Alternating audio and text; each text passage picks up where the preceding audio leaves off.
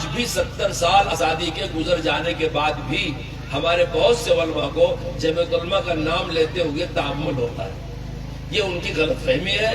آپ جمعیت علماء کا انکار نہیں کر سکتے. جمعیت علماء چراغوں کی لو سے ستاروں کی زو تک وہی ہم ملیں گے جہاں رات ہوگی. آپ کا نہ جاننا ایک الگ بات ہے، لیکن خدمت کا کوئی میدان ایسا نہیں ہے جہاں آپ کو جمعیت علماء نہ ملے. اور کسی دور میں اب اس کے باوجود بھی اگر آپ کو ہمارے اخلاص پر، ہمارے مشوروں پر، ہماری نیتوں پر شک ہے تو لاہور پڑھنے کے علاوہ اور کوئی علاج نہیں ہے. آپ جمعیت علماء کی خدمات کو معلوم کیجئے اور پھر جمعیت علماء کا کام کیجئے. اپنے شاگردوں کو بتائیے، تذکرہ کیجئے. کبھی کبھی جمعہ وغیرہ میں مثبت انداز سے اپنے اکابر کے تذکرے میں، پھر جب آپ پڑھیں گے اور آپ جانیں گے تو آپ کو موقع موقع اکابر کی باتیں بھی یاد آئیں گی اور آپ کو خدمت کریں گے. دیکھو جمعیت علماء دیوبندی جماعت نہیں ہے، جمعیت علماء ملی جماعت ہے. اس پہ فرقوں کا اختلاف بالکل نہیں ہے. آپ اس کو فرقے کی نگاہ سے نہ دیکھیے. اگرچہ رد فرقہ باطلہ کا کام بھی ہم ہی لوگ کرتے ہیں، لیکن وہ الگ پلیٹ فارم ہے. اس لیے کہ مسلمانوں کو عقیدے اور اعمال کی گمراہی سے بچانا یہ ہمارا فرض منصبی ہے. جمعیت علماء کا سارا موضوع ملی موضوع ہے، وہاں رد فرقہ باطلہ کی بات نہیں ہے. جمعیت علماء کے بانیوں میں ایک عالم دین گزرے ہیں، مولانا ثناء اللہ امرتسری، شیخ الہند کے شاگرد تھے اور اہل حدیث تھے. آپ ان کا کردار آپ کو بتاتا ہوں. انہوں نے بدعت اور شرک کے خلاف ایک کتاب لکھی.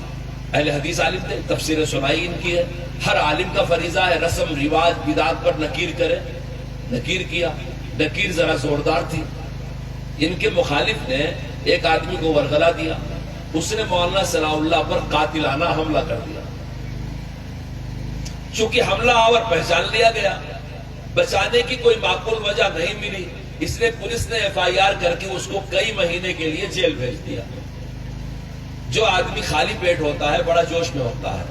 جب کوئی مسئلہ ہوتا ہے تو مال والے چھپ جاتے ہیں، عہدے والے چھپ جاتے ہیں، بھولے بھالے مسلمان روڈ پر آ جاتے ہیں. اور انہی بھولے بھالے مسلمانوں کا استحصال سیاسی پارٹیاں اور دوسری پارٹیاں کرتی رہتی ہیں.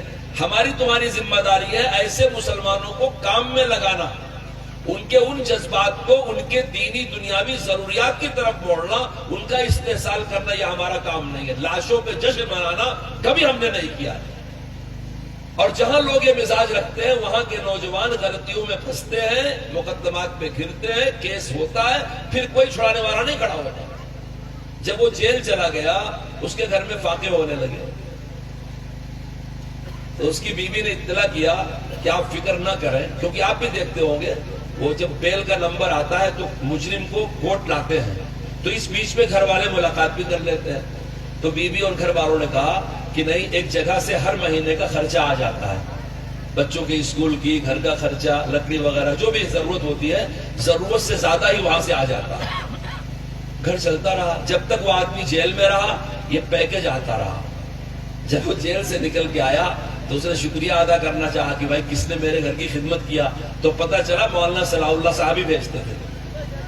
یہ میں نے دانستہ ایک اہل حدیث جمعیتی عالم کا کردار کیوں سنایا؟ اگر میں مولانا مدنی کا سناتا تو آپ کہتے کہ مجھے ان سے عقیدت ہے، چونکہ میرے بزرگوں کے بزرگ ہیں، شیخ الہند استاد الاساتذہ. میں دانستہ مولانا ثناء اللہ امرتسری کی بات سنا رہا ہوں کہ عالم، جمعیتی عالم با کردار ہوتا ہے. جس پر قاتلانہ حملہ کر کے وہ آدمی جیل گیا، اس کے گھر کا خرچہ مولانا اٹھاتے رہے، اسے بعد میں نکلنے کے بعد معلوم ہوا. تو آپ یہ مزاج رکھ کے اپنے سماج میں خدمت کرنے کا، جب آپ اس طرح سے خدمت کریں گے اور اس طرح سے آپ قوم کو لے کر کے چلیں گے تو انشاءاللہ آپ کا کام آگے بڑھے گا. اور آپ بزرگوں کی اس کردار کو اپنی عوام میں بیان کیجئے نا. کردار کی بات سنے کردار بنتا ہے. تو ان مولوی صاحب کا یہ ادراک بالکل صحیح ہے کہ ہم صرف ایک دو موقع پہ کہتے ہیں، بقیہ ہم اکابر کا نام تک بھی نہیں لیتے. اب تو اللہ کا شکر ہے 10-15 سال سے مدرسوں میں جھنڈے ونڈے لہرانے لگے ہیں، ورنہ پہلے ان سب کام کو ہمارے لوگ برا سمجھتے تھے.